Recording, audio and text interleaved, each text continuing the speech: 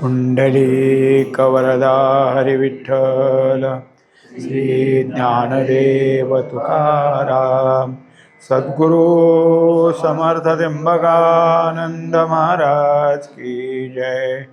माऊली ज्ञानेश्वर महाराज की जय। जगद्गुरु तुकाराम महाराज की जय। श्री गुरुदेव दत्त। श्री तुकाराम महाराजांची गाथा, अभंग क्रमांक 196। वासुगीच्या वनी सीता शोक करी, काहो अंतरले रघुनाथ दुरी। येऊनी गुंफे माझी दुष्टे केली चोरी, काहो मज आणिले अवघड लंकापुरी। सांगावो त्रिजटे सखिये ऐसी मात, देईल का नेदी भेटी रघुनाथ। मन उतावीळ झाला दुरी पंथ, राहो न शके प्राण माझा कुडी आत। काय दुष्ट आचरण होते म्या केले, तीर्थव्रत होते कवणाचे भंगिले। गायी वत्सा पत्नी पुरुषा विघडिले, न कळे ओ संचित चरण अंतरले। नाडियेली आज्ञा मृगकांती सोने, धाडिले रघुनाथा पाठीलागे तेणे। उल्लंघिली आज्ञा माव काय मी जाणे, देखोनी सुनाट घेऊ आले सुने। नाही मूळ मरण लागी, नाही मूळ मार्गा लागे आणिक सोय।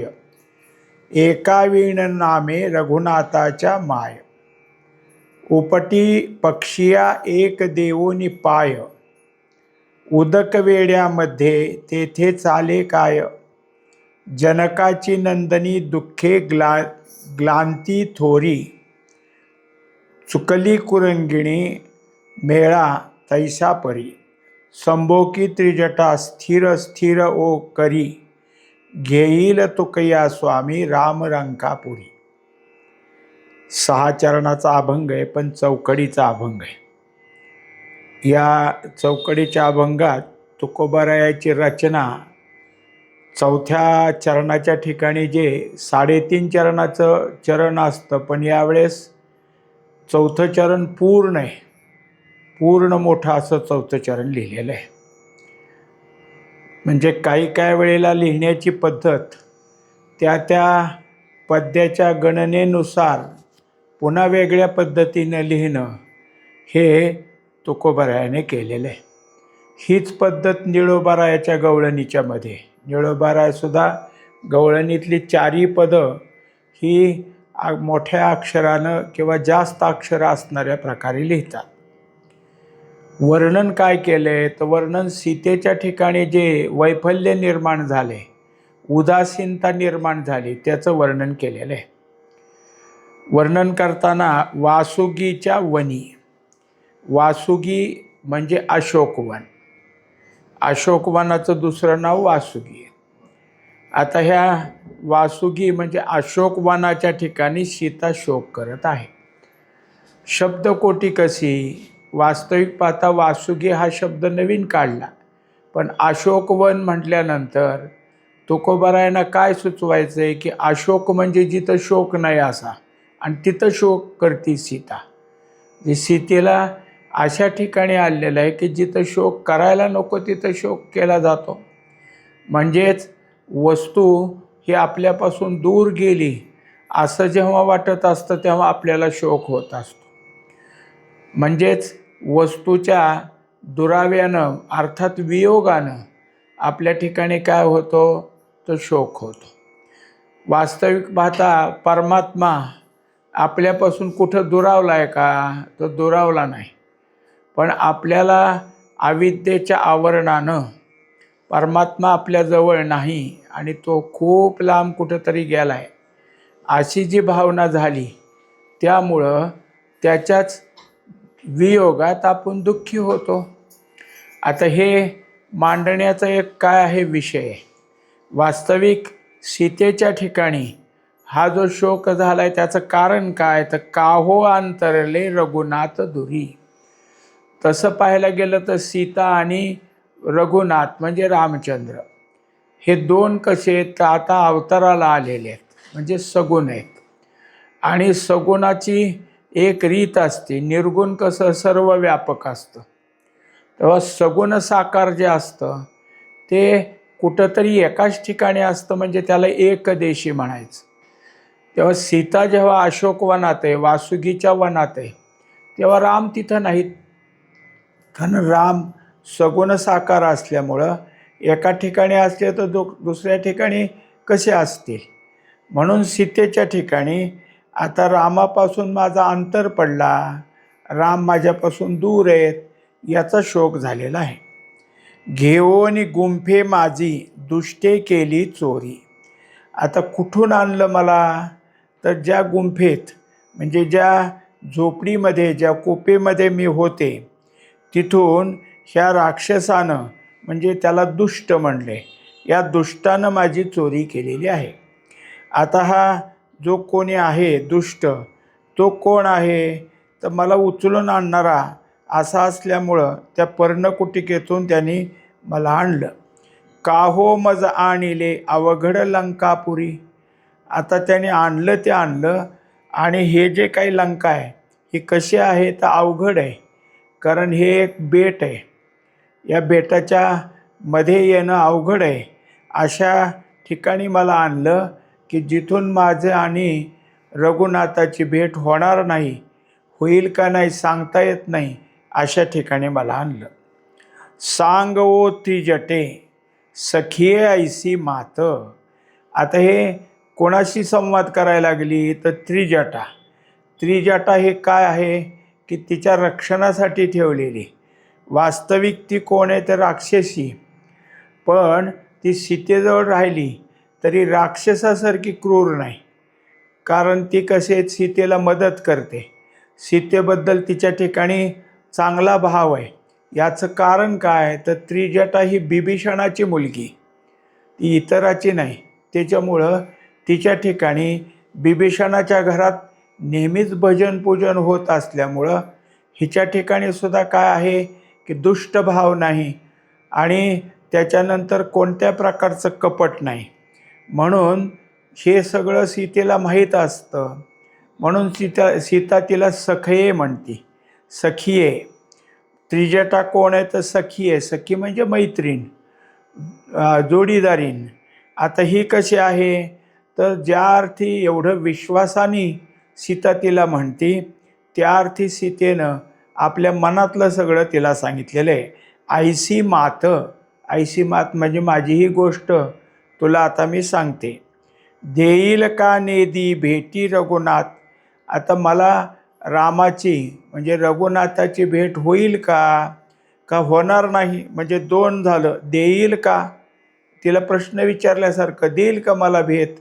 पुन्हा काय केलं, नेदी भेटी रघुनाथ, का देणार नाही. म्हणजे जसं एखादा काय भगवद्गीतेमध्ये धृतराष्ट्र विचारतो की कोणाचा जय होईल, तसंच इथं विचारलं की मग मला भेट देईल का. दुसरा तुकडा विचारला, नेदी भेटी का देणार नाही. माता रघुनाथ दोन्हीकडे शब्द आला, रघुनाथ देईल का भेटी असा झाला, आणि रघुनाथ नेदी भेटी म्हणजे रघुनाथ भेट देणार नाही का असंही झाला.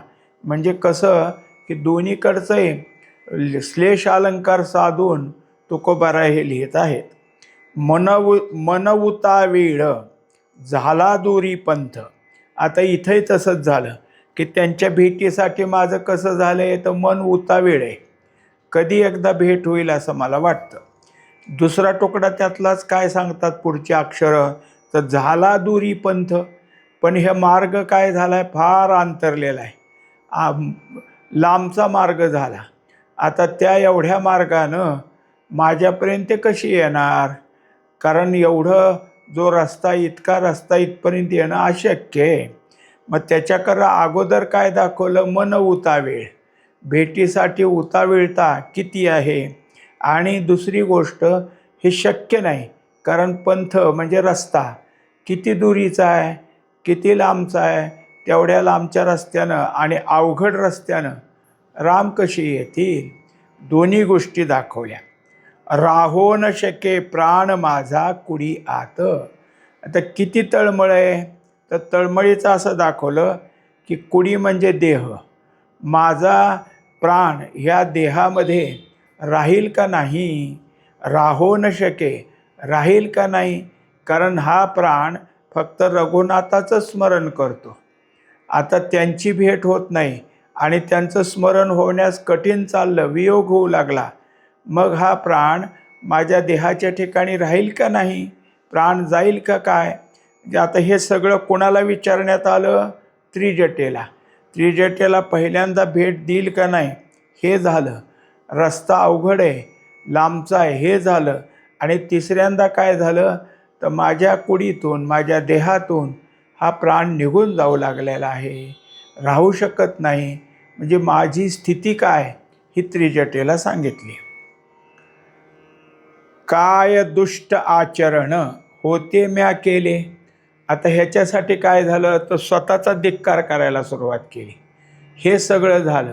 रामापासून मी दूर आले, एवढ्या अडचणीत आले, इतक्या अवघड ठिकाणी आले, एवढ्या लांब आले. मग हे सगळं होण्याकरता माझ्याकडून काय चुकलं होतं? मी कोणत्या प्रकारचं असं आचरण केलं की ते अत्यंत दुष्ट आहे? म्हणजे ज्या आचरणाचं प्रायश्चित्त काय आहे? तर रामाची माझी ताटातूट झाली. असं काय माझ्याकडून चूक झालेली आहे? तीर्थव्रत होते कवणाचे भंगिले. आता माझ्याकडून दुष्ट आचरण झालं म्हणजे काय? काय तर कोणी तीर्थाला जात होता त्याला जाऊ नको म्हणून सांगितलं, कोणी व्रत करत होतं त्याचा व्रतभंग केला. असं कुठं माझ्या हातून काही झाले? इतके काही मी पाप निर्माण होतील अशा कोणत्या प्रकारचं आचरण केलं नाही. अशा तऱ्हेचं की ज्यांचं तीर्थाचं आणि व्रताचं मोडता घातला असंही मी कधी केलेलं नाही. गायी वत्सा पत्नी पुरुषा विघडिले. शिवाय काय आहे? गाय आणि वासरू यांची ताटातूट केली आणि पती पत्नी म्हणजे नवरा बायकोत काहीतरी चुगल्या करून त्यांची ताटातूट केली. असं मी कधीच केलं नाही. असं माझ्या हातून काही घडलेलं नाही. नकळे ओ संचित चरण अंतरले. तेव्हा असं काही केलं नाही मला निश्चित आहे. पण माझ्या संचितात काय कोणाला माहीत? पूर्वी जर माझ्या काही झालं असेल हातून, मागच्या जन्मात माझ्याकडे काही चुकलं असेल तर त्याचं फळ म्हणून चरणांतरले. म्हणून काय आहे? रामरायाचे चरण माझ्यापासून दूर राहिलेले आहेत. नाडियेले आशा मृगकांती सोने. आता मात्र काय आहे की चूक कुठं झाली ते थोडंसं त्यांच्या लक्षात आलं. मी काय केलं? तर त्या हरणाची कातडी सोनेरी आहे हे पाहून त्याची आशा धरली आणि नाडियेले ती आशा धरली म्हणून मी चुकले. ते त्या ठिकाणी मी जर ते विषय काढला नसता किंवा त्याची आशा धरली नसती तर हे घडलंच नसतं. तेव्हा मला खरी अडचण काय आली? काय माझ्या ठिकाणी अडचणीला आलेलं आहे? कशामुळं माझी ताटातूट झाली? तर आशा धरली होती.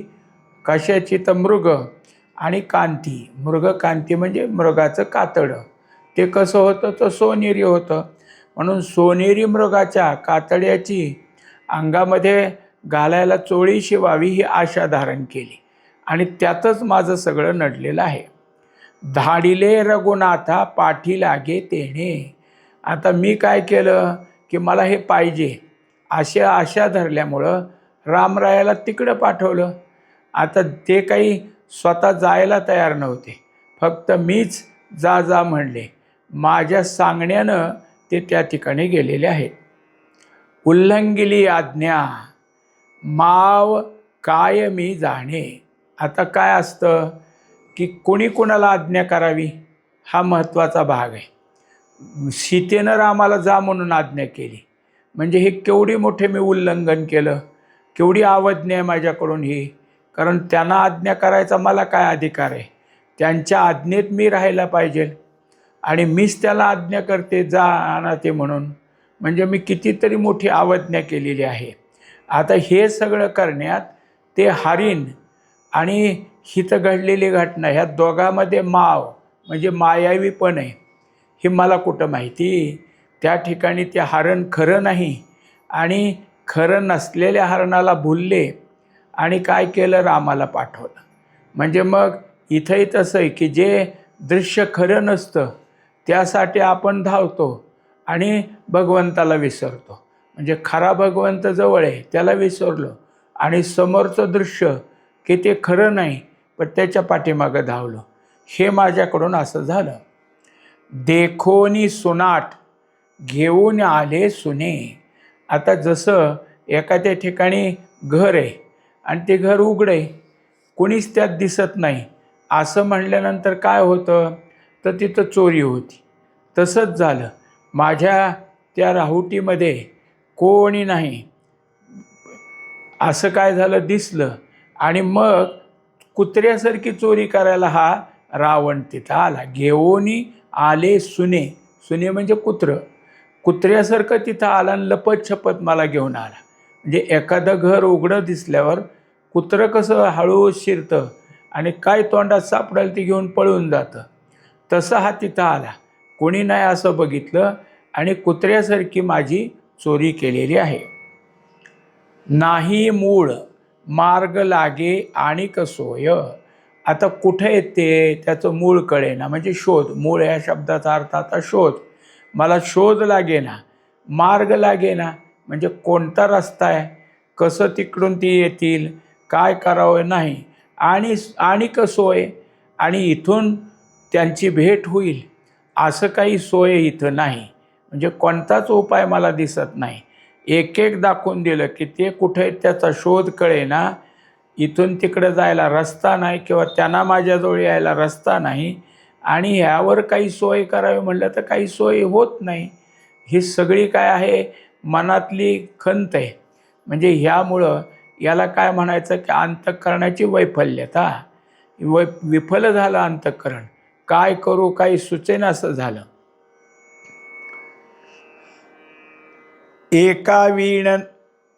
एकावीण नामे रघुनाथाच्या माय. आता माय काय आहे, त्या त्रिजटेला शब्द केला. हे माय, मी केवळ रघुनाथाच्या नामाशिवाय मला आता काही दुसरं नाही आणि त्याच नामात आता मी बसलेले. ते नामच मला आता काय आहे, काही ना काहीतरी सोय करून देणार आहे. म्हणजे मी एकटी जरी असली तर या वियोगाला संगती कशाने होईल, तर नामस्मरणानं.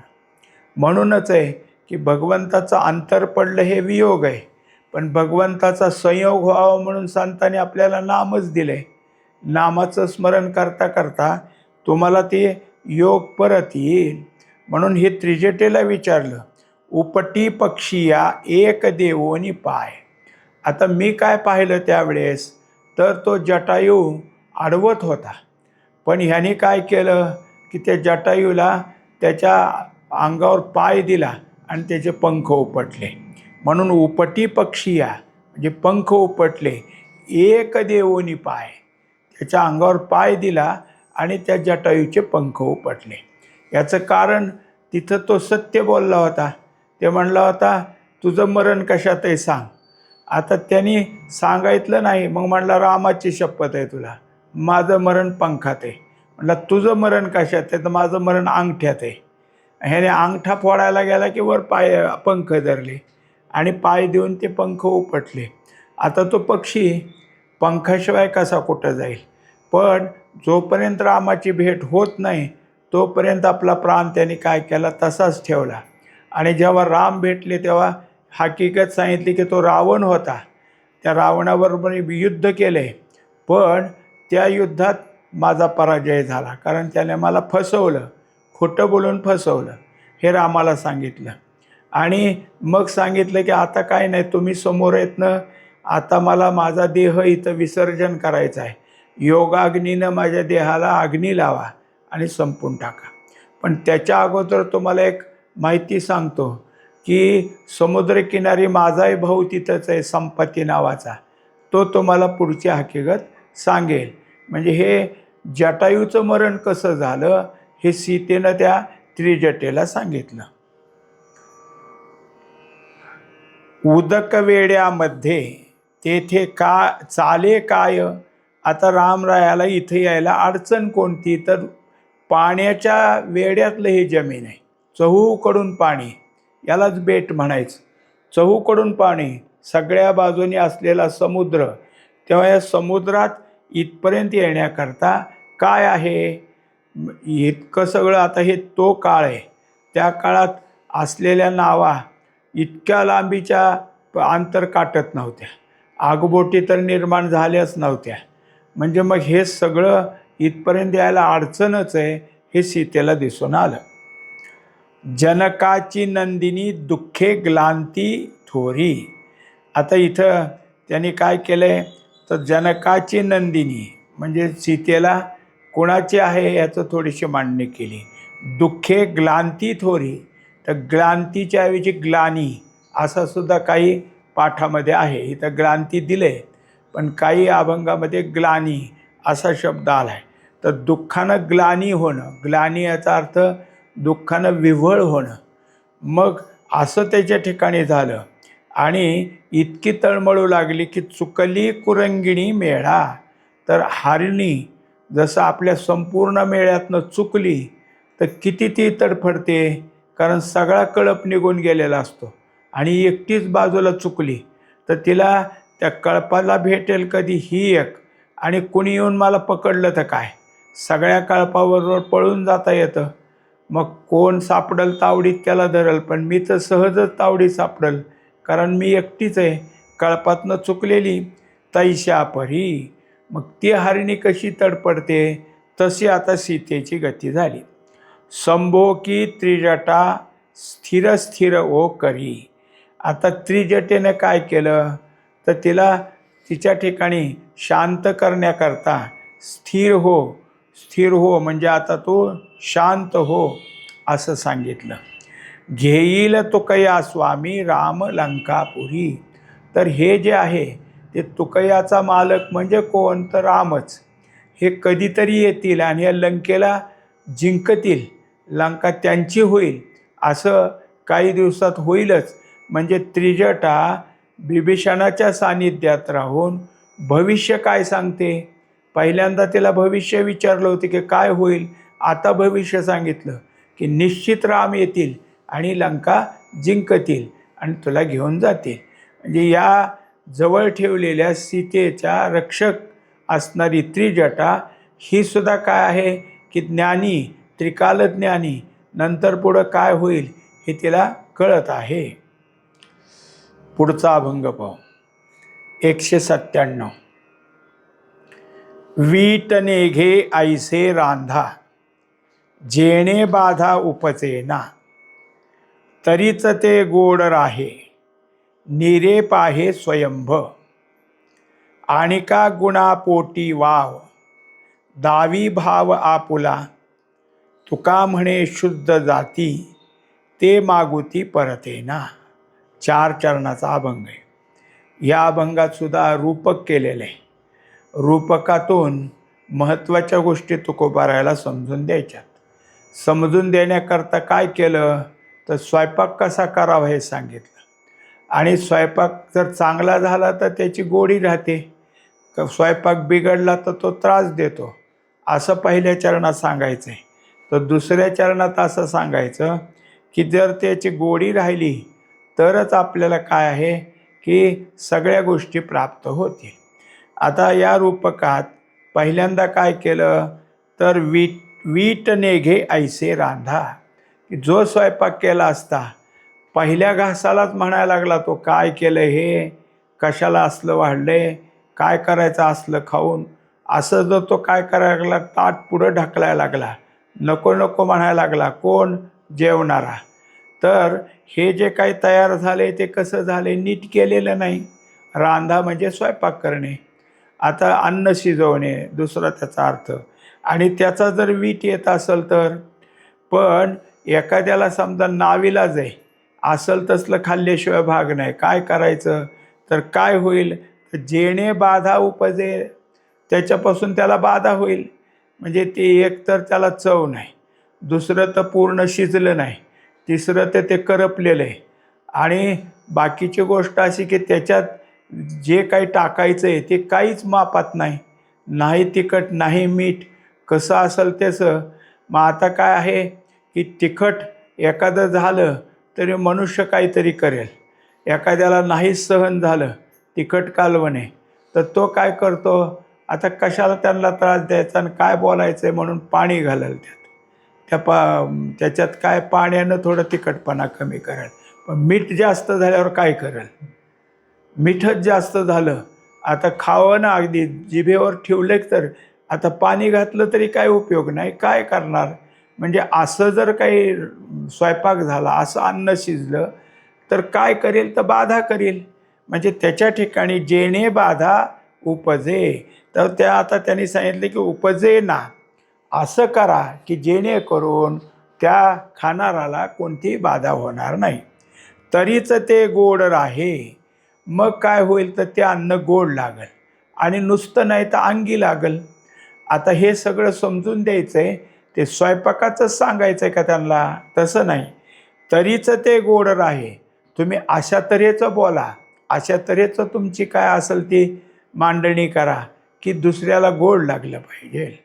तुम्ही जे जे काही बोलता, मग तुमचा कोणतंही माध्यम असो, श्रवण असो, कीर्तन असो, नामस्मरण असो, या माध्यमात समोर जे कोणी असतील त्यांना ते गोड लागलं पाहिजे.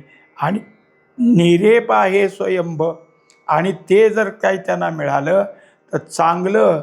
आणि कुठं जाईल तर स्वयंभ, म्हणजे जे तयार करावं लागत नाही, आहेच आहे, पूर्वीचंच आहे, त्याला स्वयंभ म्हणतात.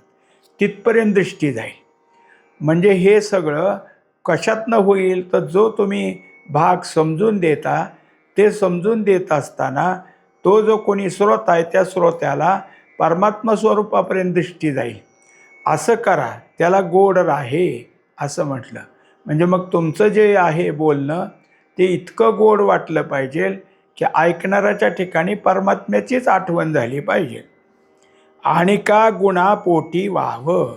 आता बाकीचे गुण असतात मनुष्याला, काय कित्येक वेळा असं आहे की कुठलाही कीर्तनकार, प्रवचनकार उदाहरण देतो, दृष्टांत देतो, ते दृष्टांत रजगुणाचेच असते, दृष्टांत तमगुणाचे असतात.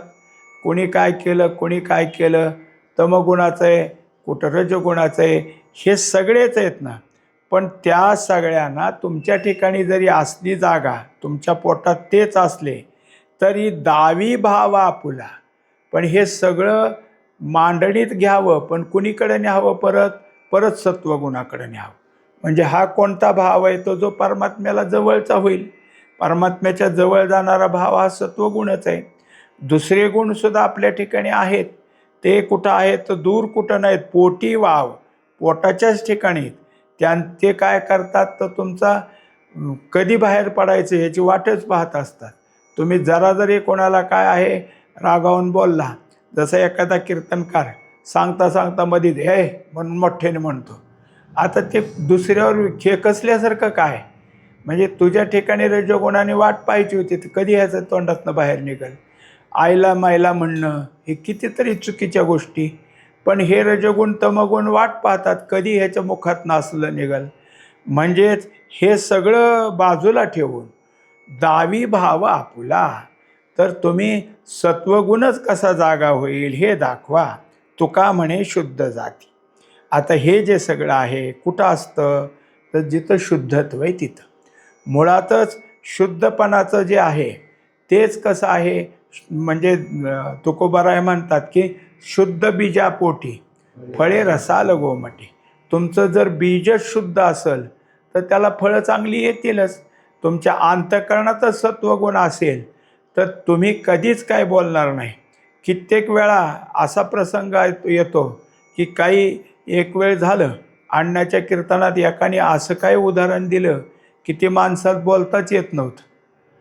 त्यांनी ते उदाहरण दिलं विचित्रच. आता हे कसं बोलावं, तेव्हा तिथंच सांगितलं की असलं बोलणं फक्त संतांनी बोलावं लागतं, आपल्याला बोलायचा अधिकार नाही. म्हणजे ते तिथल्या तिथं टाळलं, त्याचं ते सगळं काय आहे की काढून टाकलं. आणि उत्तर कसं दिलं, ते संतांच्या मुखातले शब्द आहेत, आपले नाही. म्हणजे शुद्ध जिथं असतं तिथं ते उच्चार करायला सुद्धा तयार नसतात. ते मागुती परत येना. आणि त्यांच्या ठिकाणी काही जरी झालं तरी त्यांच्या अंतःकरणात पुन्हा इकडं माघारी यायचं नाही. म्हणजे ते कधीच सत्वगुणातनं रजाकडे यायचे नाहीत, तमाकडे यायचे नाहीत.